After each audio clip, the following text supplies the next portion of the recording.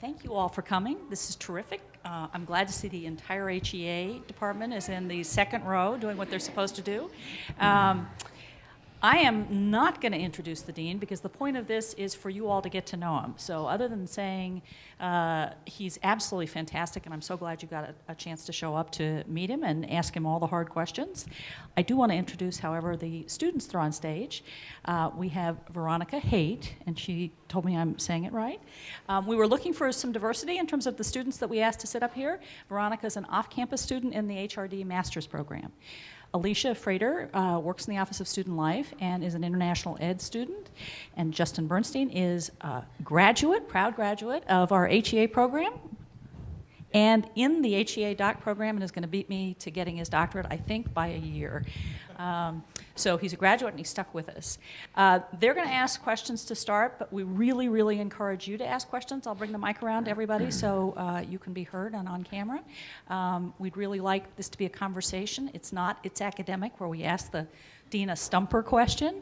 And as I've said to the students that are going to start off, if they don't agree with him, please say so. If they do agree with him or want clarification, say so too. So with that, Michael, welcome. Alicia, you're going to ask the first question? Yes. So Alicia's really nervous, so everybody please applaud so that Alicia will feel really comfortable. Thank you. All right. Well, thank you. We thought to get things started off, it might be interesting to ask you if you could describe what is the day in the life of the dean? Wow.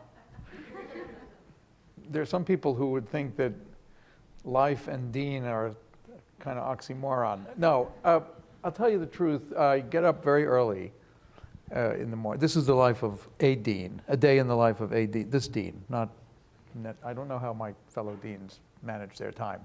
I tend to get up very early. It's for those first hour or two in the morning, it's when I think I can actually think more clearly. So I tap out 400 or 500 emails, go out and mow the lawn, come back, feed the cows, the dogs, the chickens, and then get ready for work. What I usually do is spend the first part of the morning actually realizing how grateful I am to have this job. I know that sounds a little corny, but actually it's true. I think about even before I get to my computer, I think about some of the amazing things that we're trying to do and some of the wonderful people I get to work with. And then I come to work, and so then there's the reality of there's a lot of meetings. I usually start with a check-in with Meg, who everybody knows is my executive assistant and manages me, or manages in spite of me. And we like to try to think of sort of what are the key things that are going to start happening. But I have to tell you that one of the aspects of this job that is, on the one hand, very stimulating and very nice is how non-routine it is. There's a stimulus a minute in this place, and there are some days when we are pressing very hard to complete a proposal or two. There are other days when I am involved in working with other deans and other colleagues on campus on issues that matter to all of us. There are times when I try to shut out a lot of these external stimuli and think as much as I can about what we're really trying to accomplish in any given period of time. And I can tell you that it is the list of things that we're trying to do is longer than the amount of time we actually have to do them. That's, on the one hand, frustrating. On the other hand, I much prefer to be in an environment where we have more ideas than time than the other way around.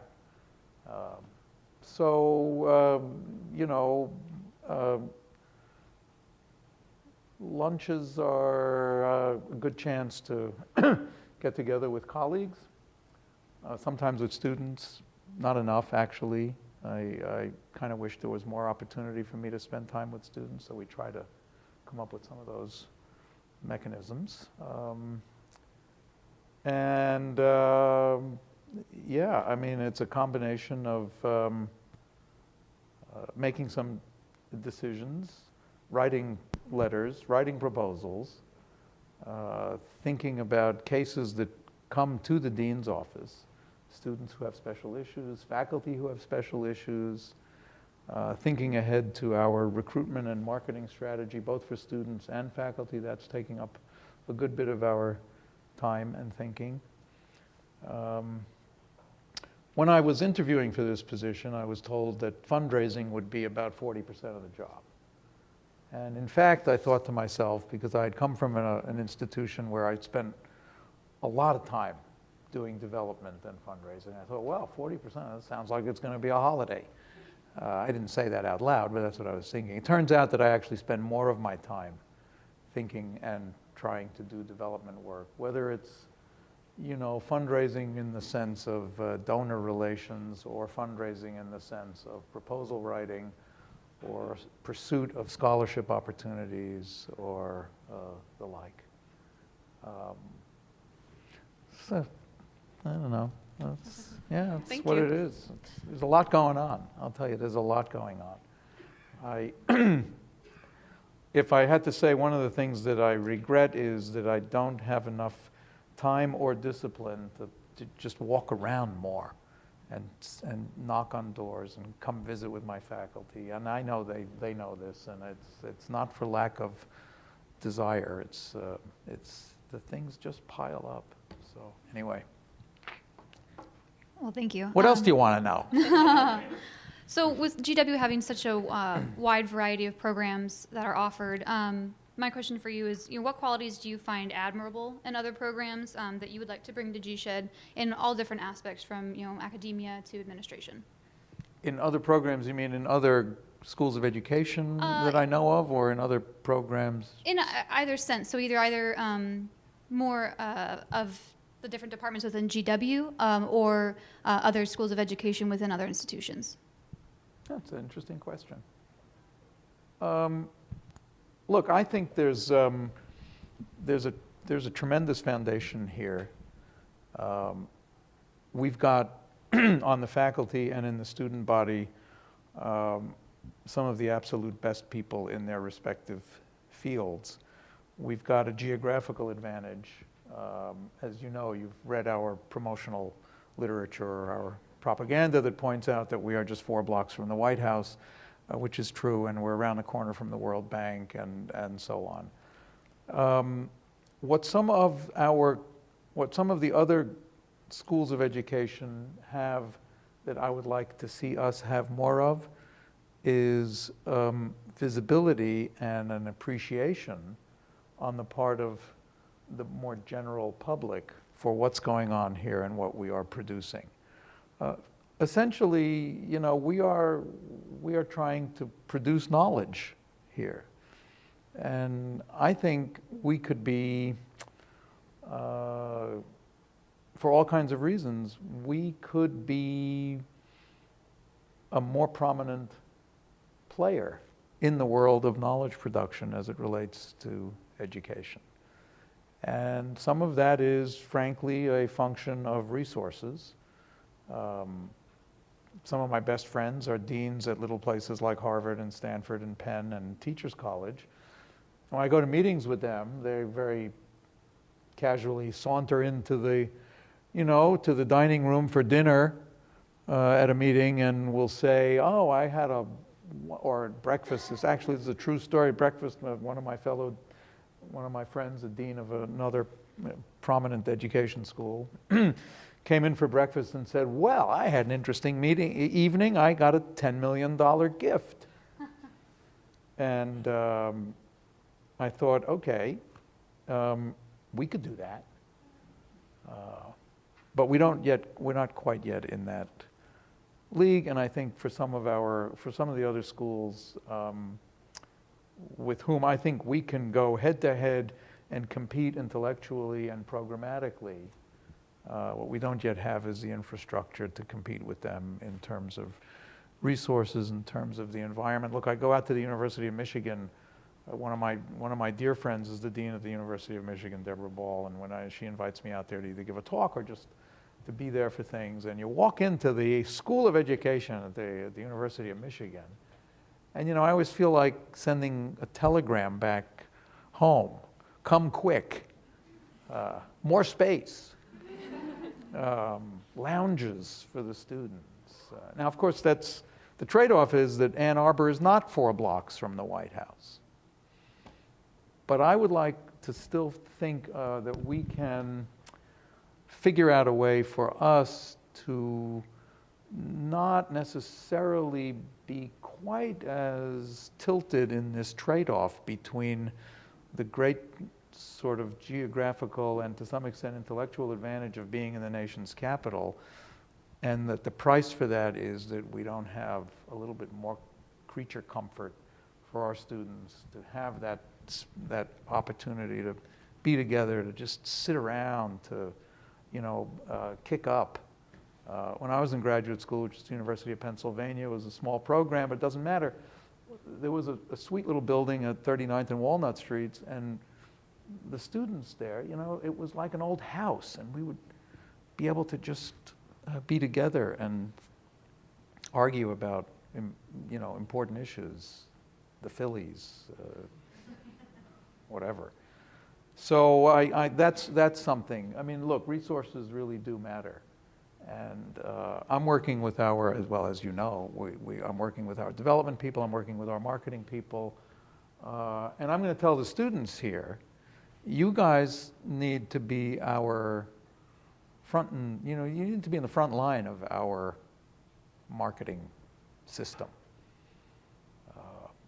There's no question, I'm not an expert in marketing, but the one thing I do know is that whoever buys a Chevrolet ends up being a terrific Chevrolet salesperson.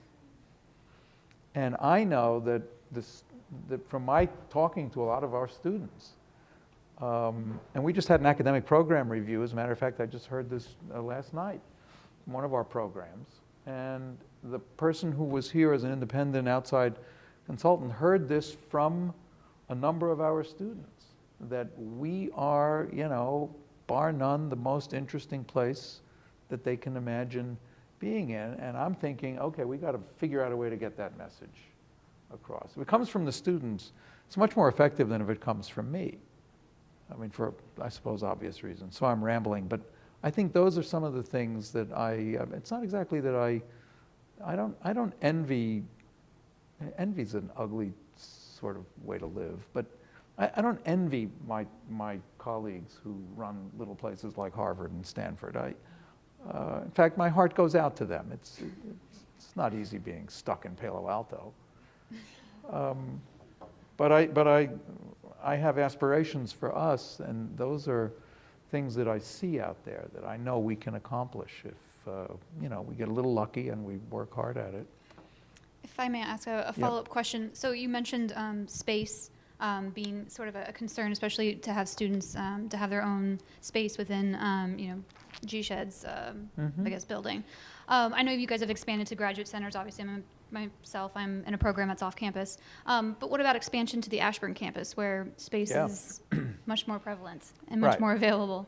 So I'm in favor of that, and I've been in negotiation with our friends at Ashburn, and in fact, we have already a very significant, well, we have more than one, but very significant presence in Ashburn. In fact, I believe it's true that we already have the single most concentrated group of programs and students in Ashburn of any of the schools.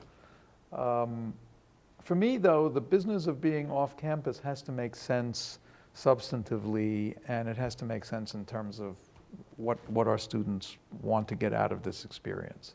I can't claim the geographical advantage and the fun of being near the White House and then tell people, by the way, we'll have you in here on the shuttle every couple of days, to see what it's like. On the other hand, there are some of our programs that I think would make perfect sense to be housed in a place like the Virginia campus. And in fact, it's it's got all kinds of advantages. Technology, parking, little things like that goes a long way. So we're working on some strategies about that. We have a wonderful program down in Hampton Roads. I was just down there last week or earlier this week. When was that? It was last week. It was recently. That's another thing, the day in the life of the dean. It's sort of working on memory. It's a lot of things to remember. In any event, terrific program down there, a wonderful group of students and faculty. It turns out that Hampton Roads, you probably all know this, but Hampton Roads, I believe, has the single greatest concentration of military and military-related personnel of anywhere in the country. Now, a lot of these people are very eager to advance in their careers, and they're coming to us for credential and knowledge and human capital development, and it makes just total sense to have a really solid presence in a place like Hampton Roads. And in fact, what we're working on now is ways to take advantage of that. I have a somewhat personal interest in this idea, but I believe it's shared by almost all of the faculty of GSEHD, and that is to find ways to make education and what we can offer accessible to returning vets and others who have been involved with the armed services, the armed forces. I'm not going to get all romantic about it, but I think what people in the military are doing for us is so huge.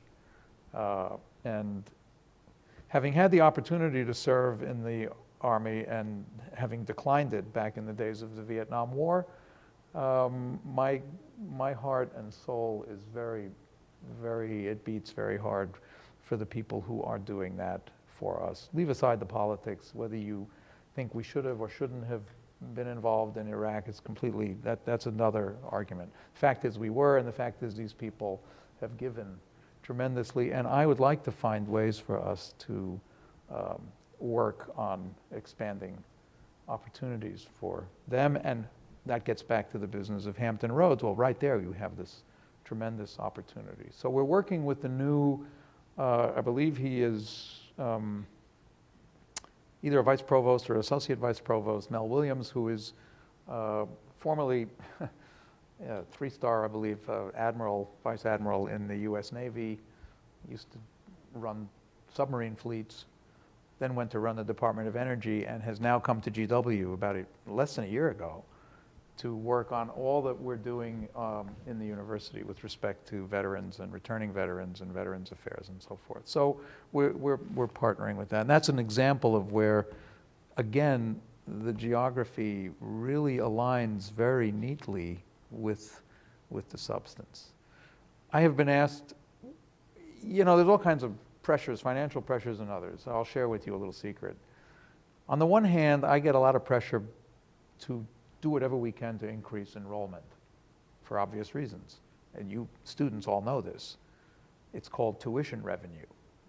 So we get that, and that's an important part of our economy as a university and as a school. On the other hand, we have this thing called the enrollment cap. I don't know about how many of you know about that.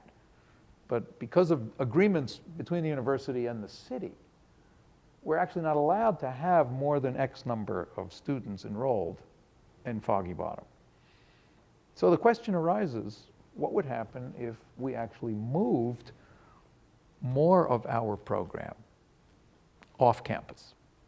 And my answer to that is, it's an answer I give to a lot of these questions. I'm open to thinking about it, but it has to make sense substantively.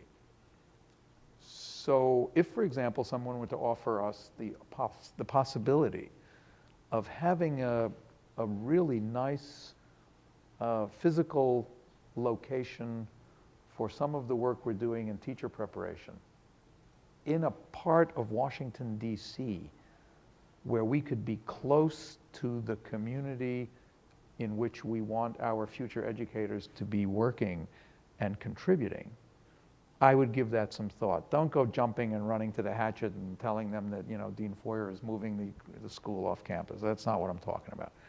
But I am saying that I'm open to thinking of options that can relieve some of the pressure, can give us a sense of our own community, but that has to kind of make sense with the program. So I'm not going to take a program that's devoted to the concept of improving urban education and move out to McLean. That's kind of perhaps a little vulgar, but that's sort of the way I think about these things. These are short answers, and I'm babbling way too long. So somebody's got to, where's Meg? All right, let me know. Go ahead. So you've spoken a lot about fundraising. You spent a lot of time fundraising. I'm making assumptions here, but I would think that in comparison to, say, the law school or the business school, graduates from GSEHD are making slightly less money and have slightly less to give back to the school. So I'm wondering how you mitigate those types of challenges in your fundraising efforts. Great question, and it is certainly something that in the conventional wisdom of fundraising and development, we get this conversation frequently. I was at a meeting, this was about 1.5 years ago. We used to have these meetings on campus where President Knapp, the provost, the vice presidents, the head of fundraising and development, alumni relations, the deans, a lot of people would convene for a couple of hours and actually talk about fundraising. And there again, I had this experience of, I guess it was the dean of the law school. It reminded me of that breakfast where the other dean said, oh, I just got a $10 million. The dean of the law school and the dean of the business school were having this conversation about, well, $1 million here and $2 million there and $4 million there. And I was sitting there like this, and I said something about how I think I had discovered a new psychological disorder called, philanthropy envy or something like that. Okay, that's the joke part, and that's the conventional wisdom. The truth of the matter is, though, I don't buy it entirely, and it's for this reason. Most of the complaining about the condition of American education either comes from or is propelled by the business community. And you think about a lot of the arguments that make the headline news, it has to do with, are we going to have enough people skilled for the 21st century workforce? Are we educating our people to be competitive with whichever foreign challenge du jour we are worried about? And so on the one hand, I think some of the people who complain about our education system don't know it well. On the other hand, I'm thinking, okay, if you believe that education is the future and you're worried about it, put your money down here because we're going to make a difference. And that's why we are reaching, of course, to GSEHD alumni. And by the way, many of our alumni from GSEHD have done very well economically. They may not be in the Billionaire Boys Club, as Diane Ravitch likes to refer to some of these people, but they are doing very well. We actually have some survey data, which I brought with me. It's a very handsome bit of work done by our wonderful Office of Student Life. And it turns out that 40%, according to this data, 40% of our graduates are making well above what would be considered the median income for the upper middle class. That's pretty nice. So I think on the one hand, our alumni are doing better than we sometimes think. On the other hand, I think people who are not necessarily alumni of an education school, but who care about education, are in our orbit. And the third thing is that I think philanthropy is not just a matter of financial giving. I think philanthropy is a matter of ambassadorial work. It's a matter of coming to our events. It's a matter of telling our friends. Truthfully, GW has a bit of catch-up to do, even just with respect to alumni relations. Something like between only 8 to 10% of our alumni overall have actually been approached, connected with, engaged in some form or another. Very, very, what's the word I'm looking for? Immature approach to fundraising, which is now changing, mercifully.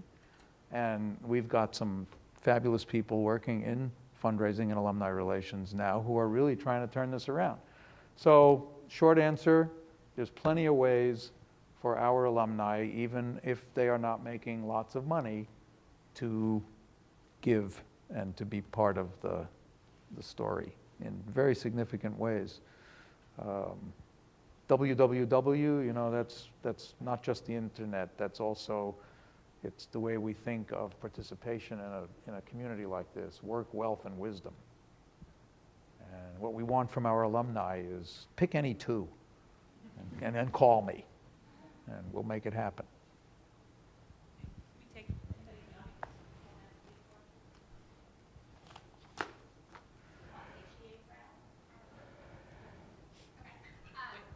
Hi, you got to shout it out. I don't know whether we have mics for, yeah, well, there's a mic coming. Hi, my name is Kim Woolner, and I am a second-year student in the HEA program. And I have a question regarding the classroom space and adjunct faculty concerns of especially our program. I know this semester we had a little bit of fluctuation because of some faculty departures, but we have structures of courses that are typically only taught in the summer, especially intercultural campus leadership. That is a very heavy topic to cover in just 6 weeks. And I'm wondering if there's any potential room for movement, if there's any possibility of that being restructured, and how you might address just general classroom space concerns. Is it your sense that the reason this is offered in the summer is because of a physical space limitation in the other parts of the year, or what? It is my sense that the reason that course is offered in the summer is because of the lack of faculty that are willing to commit to teaching it during the regular semester. And that may or may not be right, but that is my sense. Okay. I don't want to pretend that I have a quick answer to that, but it's a concern. I think part of this has to do with the very complex art and science of juggling class size, faculty loads, and classroom space. And ultimately, I think decisions have to be made which are going to end up being somewhat disappointing to some people some of the time. That said, I'd like to actually know more about what kinds of classes you are thinking about that are posing these sorts of problems, and think about what we can do. I'm not sure where exactly to direct this, but people from the staff who are listening to this can expect me to come after them shortly to find out more about sort of how, well, because this is very important. I mean, yeah, so. Yeah, well, thank you for letting me know this. I did the same thing I did at New Student Orientation, for those of you that were here for that, which is I failed to introduce the deans that are sitting in the back row, and I'm sorry, but that's where your question will go, Kim, to Dean Stevenson and Dean Kochar Bryant, who are right behind you. Welcome, thank you for coming. Virginia, yes, she's back there. When the dean was talking about fundraising, questions can go to her. So any more questions from the audience? Go ahead.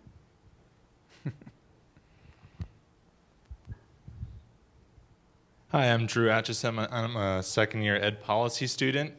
With the plethora of reforms that are currently happening in the education field, like Common Core, state standards, and test-based accountability, teacher accountability, and I think NCTQ also is trying to tie teacher preparation back to the grad schools. How is GSEHD planning to respond to those types of reforms?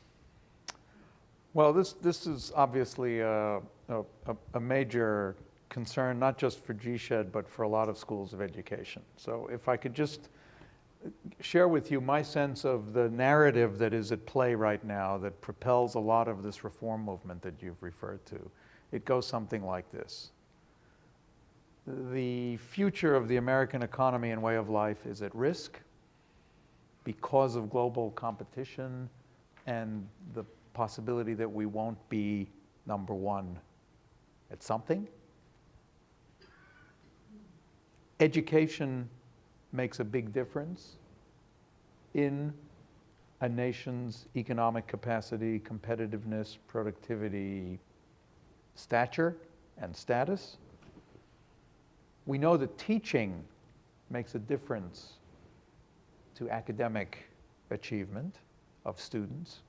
This, by the way, is an example of, I came home one day and said to my kids, we now have empirical evidence that teaching matters. And the answer was, and they pay you to come up with that? But okay, but it was important that we now have sort of serious research to validate something that may have been intuitive, that teaching really matters. But the narrative continues, because if we're not satisfied with the condition of education, and we know that teaching matters, we have become very critical of teachers. And if we don't think teachers are doing so well, why is that? That's because of where they were prepared. So it comes right back down to this now quite robust, widespread set of critiques of schools of education and the quality of teacher preparation. So we're dealing with that. I don't know whether we're dealing with it effectively enough yet. I personally think that at every node in that chain of logic, you ought to pause and look for the evidence. And there's probably all kinds of flaws in the reasoning. That said, we are under a lot of pressure. And by the way, with that pressure comes this competitive spirit. You want to be a teacher? Come to my program, and it'll just be 6 weeks in the summer, and you don't have to bother with all of that jargon stuff that they do in ed schools and waste all of that time. So the people who are involved in the profession of education and in the profession of teaching specifically are under a lot of pressure these days to think about what we're doing and to develop strategies that are, on the one hand, respectful of the profession, that don't come off sounding just like, special pleading and we're defending what we've always been doing. The truth of the matter is, I think that a lot of what we do in our teacher preparation program here is really quite remarkable and extraordinarily relevant to the future of public education. But to make the case, it's becoming a little harder. I'll be truthful with you. Making the value proposition these days has become a little bit harder. So NCTQ, for those who don't know, is the National Council on Teaching Quality. It's an organization that was originally funded primarily by the Fordham Foundation, which had certain political leanings and which came at this problem of teaching quality with a very strong set of priors, a set of predispositions about the quality of teacher preparation and teacher education. And they have now teamed up with U.S. News & World Report. This has been going on for the last couple of years. And they've developed a survey-based system to try to actually come up with a rating, or it's actually a ranking, but they call it a rating of teacher preparation programs, mostly in institutions of higher learning, such as this one. And they rely on a certain kind of data and all of that, and they just came out with their first report 6 months ago, which showed that only 4 schools of education in the entire country actually met the top standard of quality and excellence. Leave aside all of the methodological problems with that. There are a lot of people and organizations who are working very hard to try to come up with a better answer to the question of, well, how well are we doing? There's a funny thing about education reform and education policy. In the rhetoric of education policy and reform, it frequently starts with a rather strong condemnation of something, followed by, we better do some evaluation.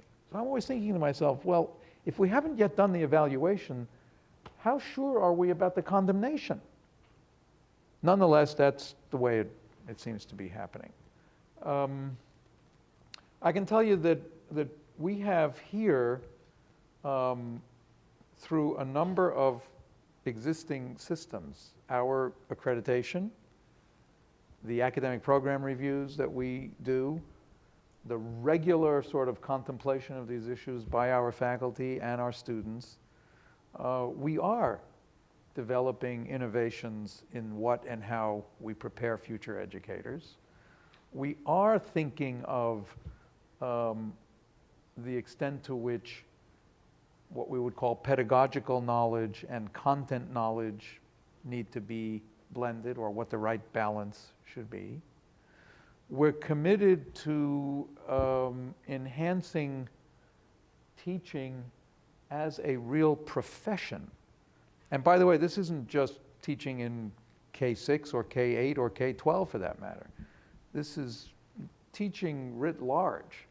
We've got programs, as you know, that are intended for people who are doing workforce and adult education and on-the-job training, human capital development, and it's an HRD student here, I don't have to tell you this, but et cetera. And in that sense, I think what we come to this with is a belief that teaching is probably one of the most complex events, one of the most complex things that we do in society, and that it warrants the respect that we give to professions. What's going to happen with the Common Core? I don't know. I can give you a whole other sermon about the Common Core. It's the latest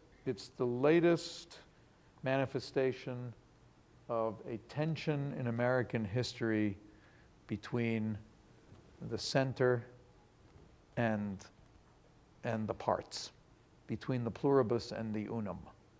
You know, it says on our Great Seal, e pluribus unum. We're trying to solve that in education. And so here you have the Common Core. It's very interesting. If you dare to use the word federal, you're dead on arrival. So we've got this whole set of machinations where the Common Core is essentially, theoretically, and to some extent, quite truthfully, from the ground up. It's the states, it's the districts, it's, developing some sense of a national ethos about education and maintaining this sense of innovation and individual and local control and all that.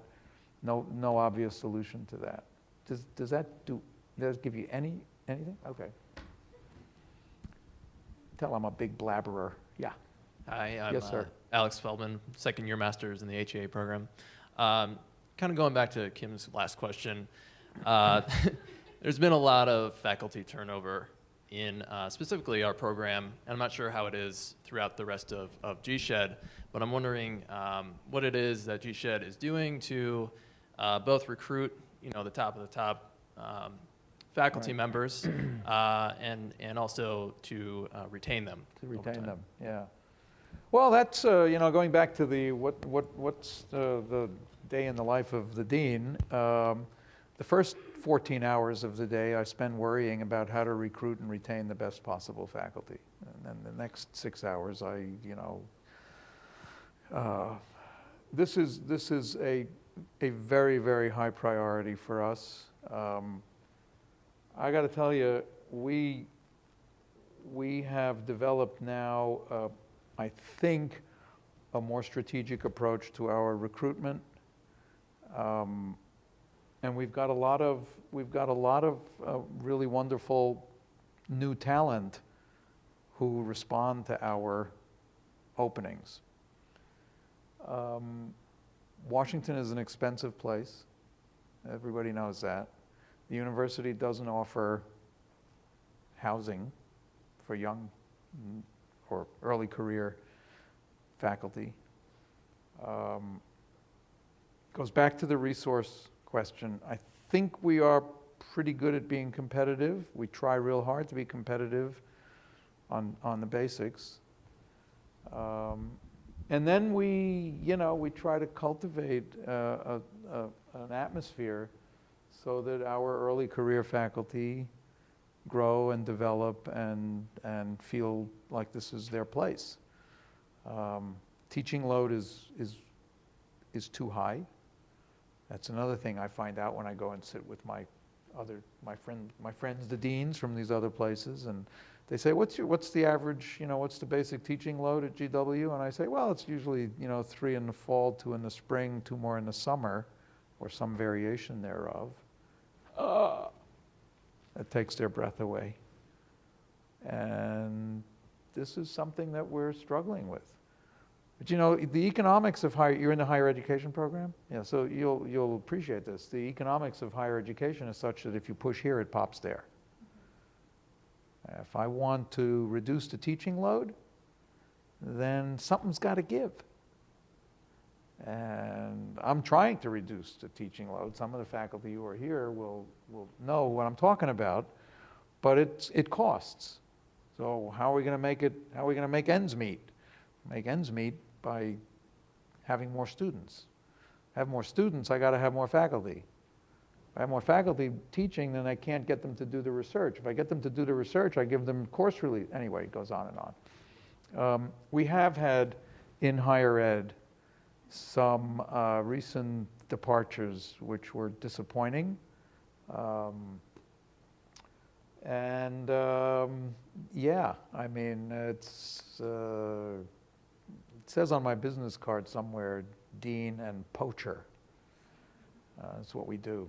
So, I don't know. And maybe some of somebody else here want to say something about that. I'm all ears.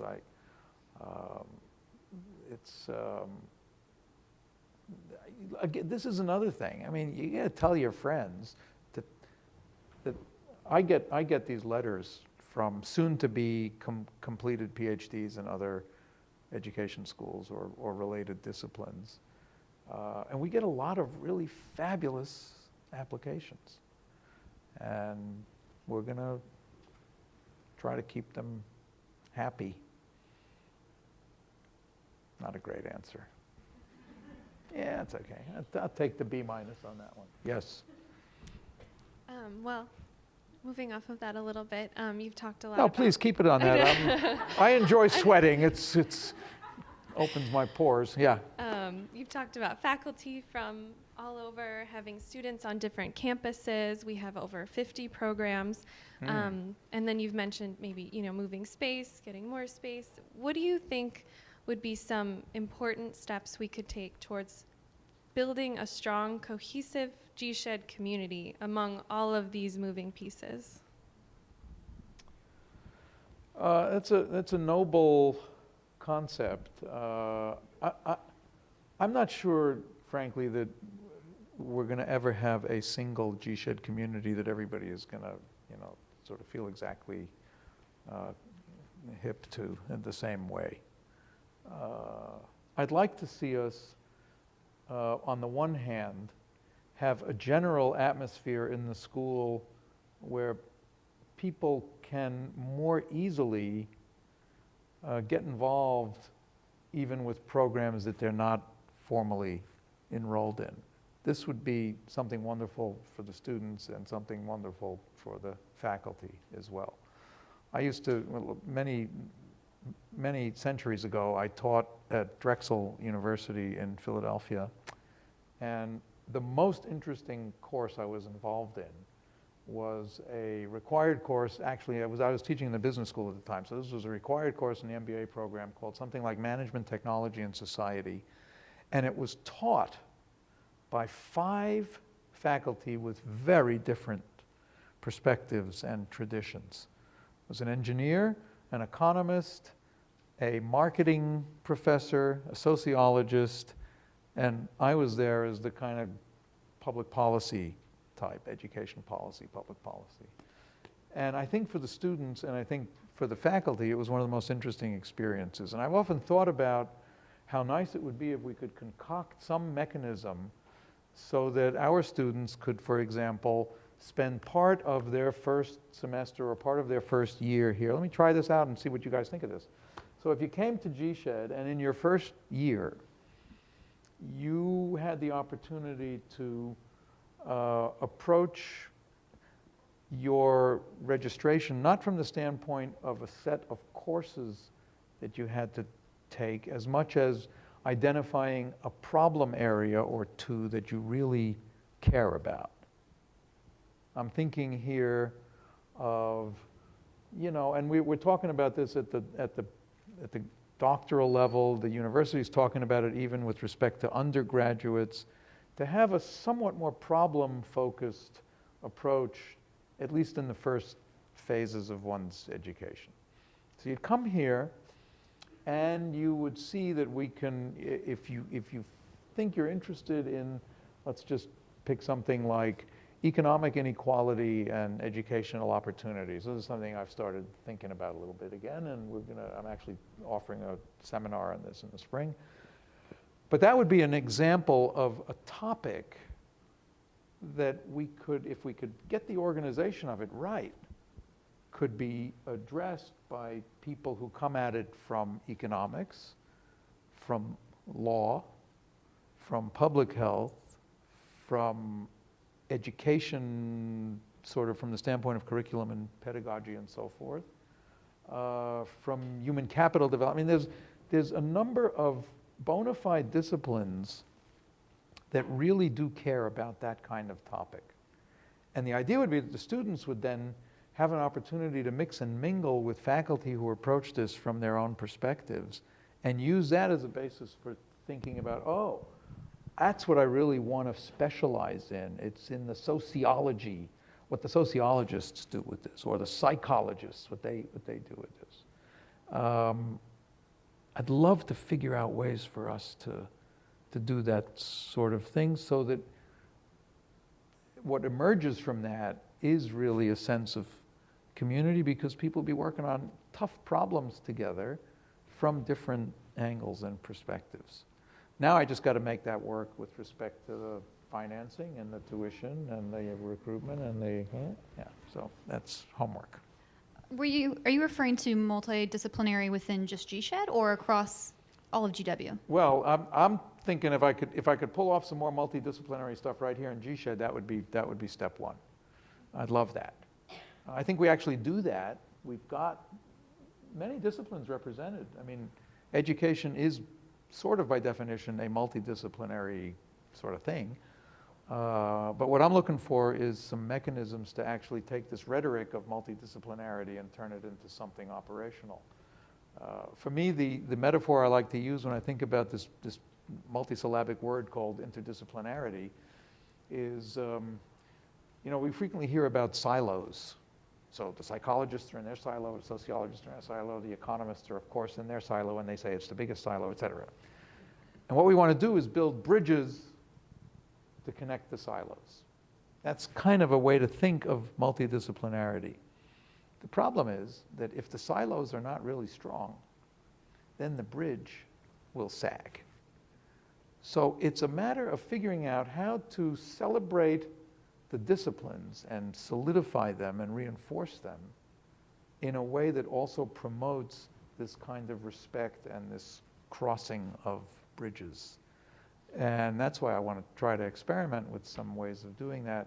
We are talking about that for the possibility of a new PhD in the school that would have that as one of its core sort of thematic or sort of visionary ideas.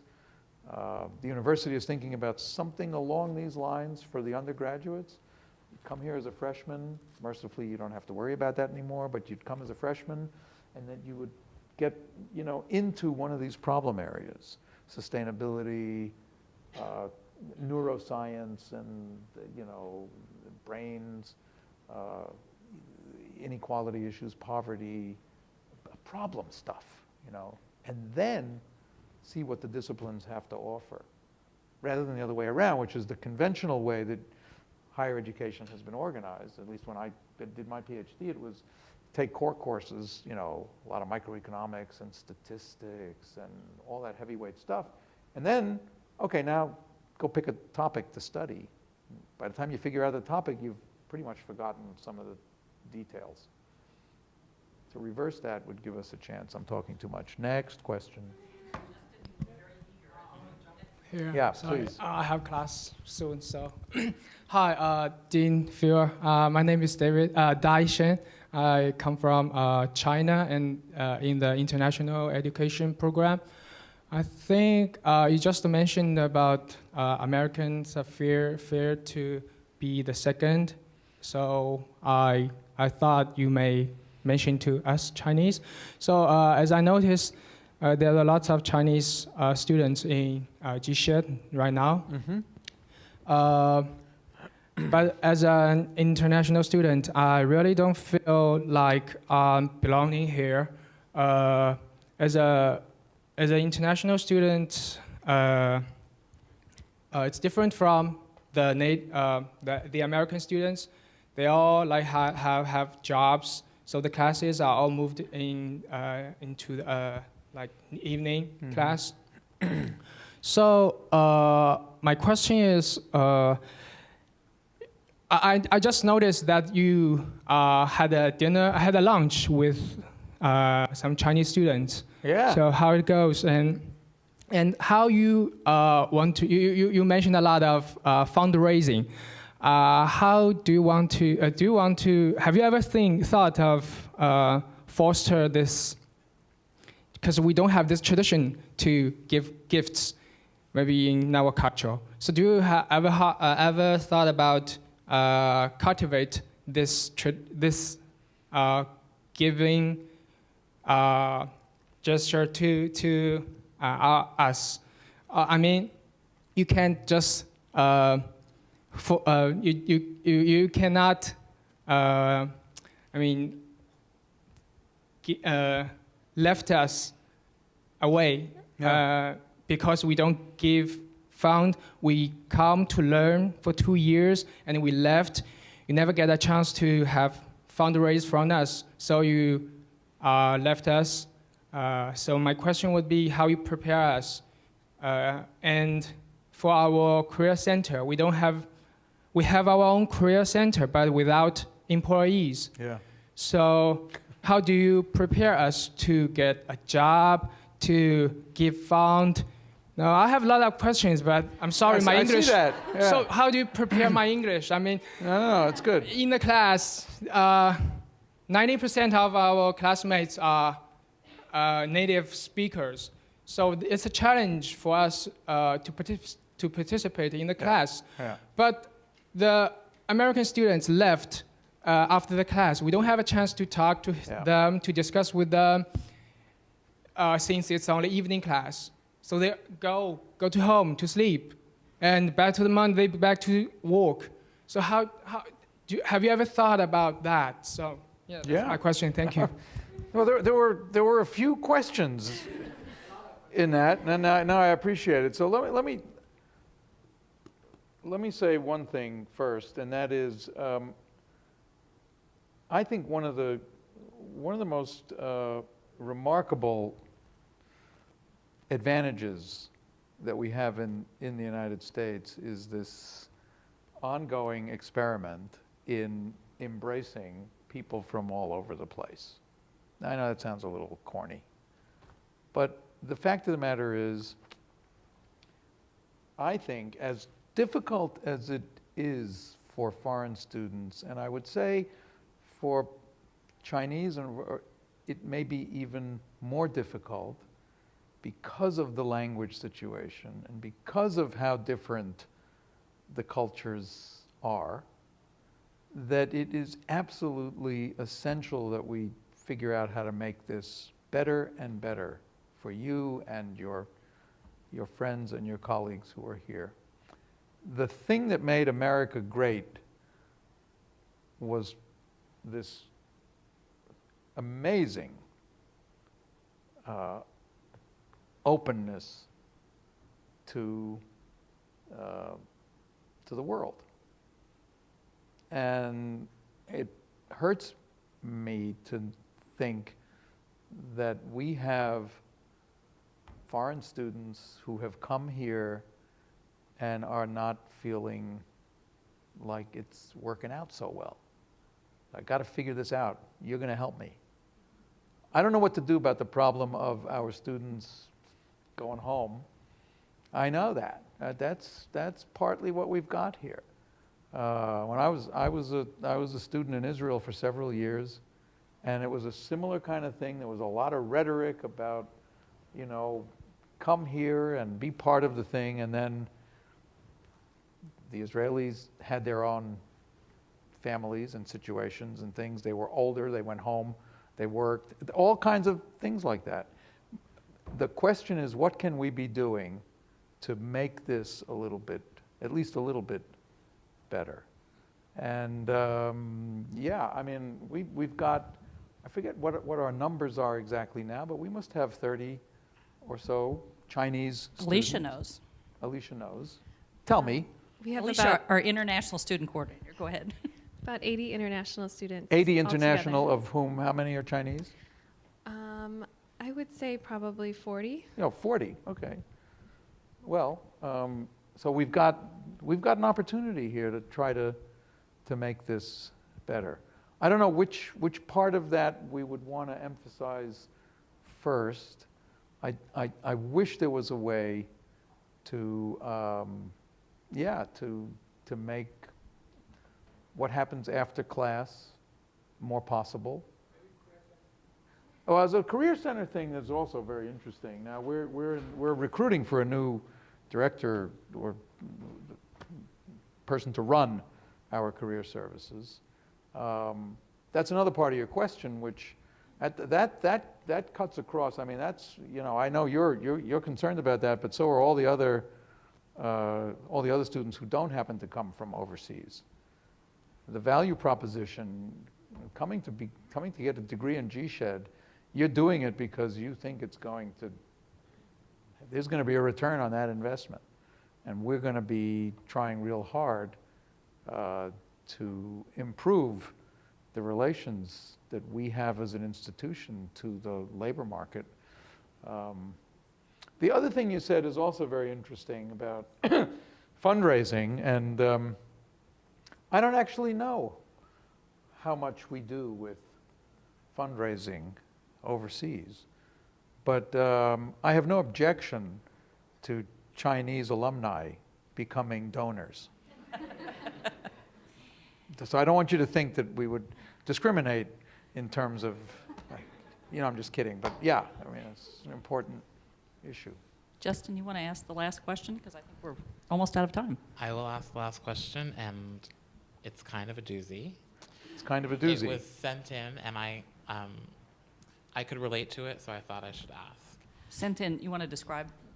So there was a process for students who couldn't attend to submit questions online, which I thought was very 21st century of GSEHD. So many of our professors attend class sometimes underprepared, let's say, which is frustrating when students come to class prepared. And on a similar note, sometimes professors don't return assignments graded with feedback or grade them at all. Or if we do get them back, it's well after the semester's over.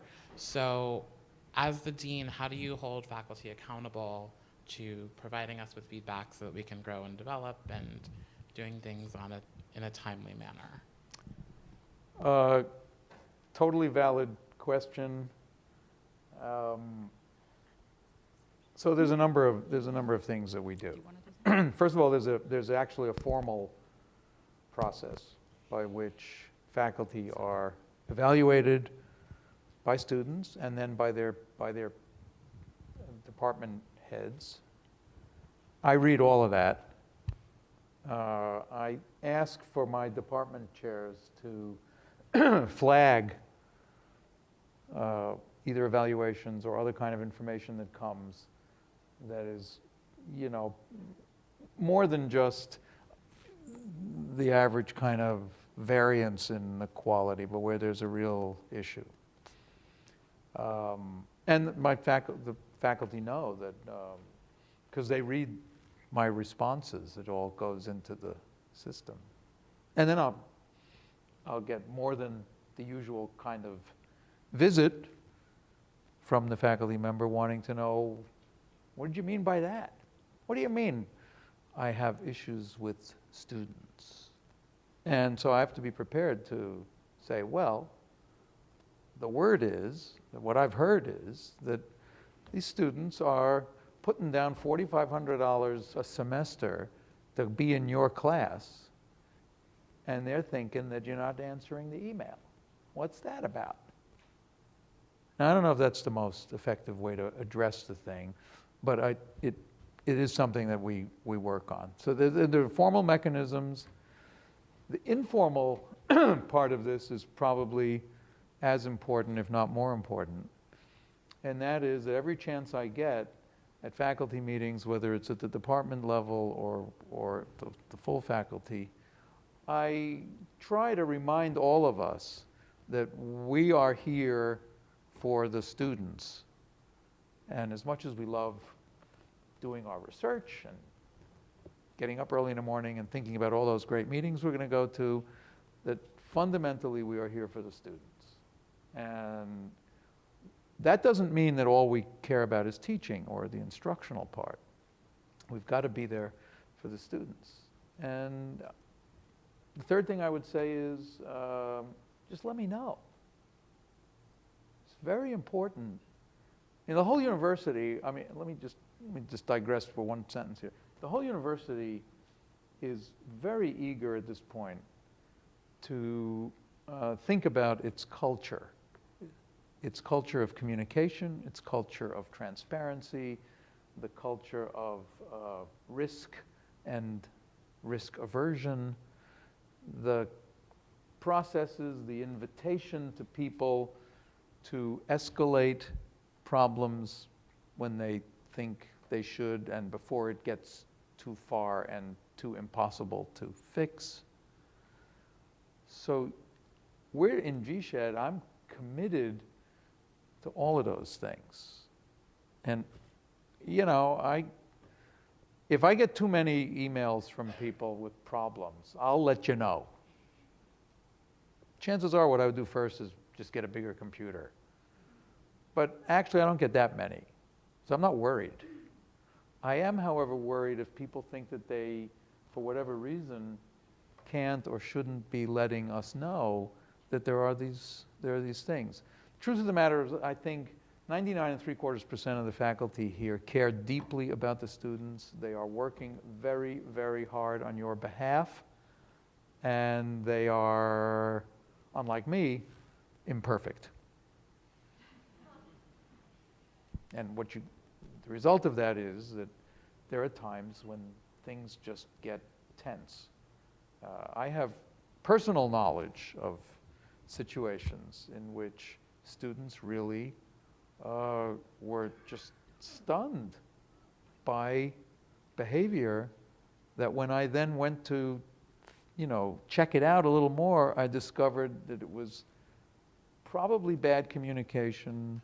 It was still, not to excuse it, and certainly not, I never bought into the kind of boys will be boys approach to any of these kinds of issues. But at the same time, I want us to develop a community that is respectful enough so that when somebody comes forward with an issue, they'll know that I'm going to take it seriously, and I've got plenty of great help here with the associate deans and with staff. And you should just know that you should come and let me know. I think Hey, you're being... this was great fun. Let me tell you something. So Robin Cleveland here, she came up with this idea. No, I didn't. Students came up with the this students idea. came up with this I just idea. relayed it. Fair enough. Well, it's great. Thank you for letting me. You know what the car talk guys say? Thank you for squandering another hour of your day. This was very interesting for me. Well, thank you all for coming.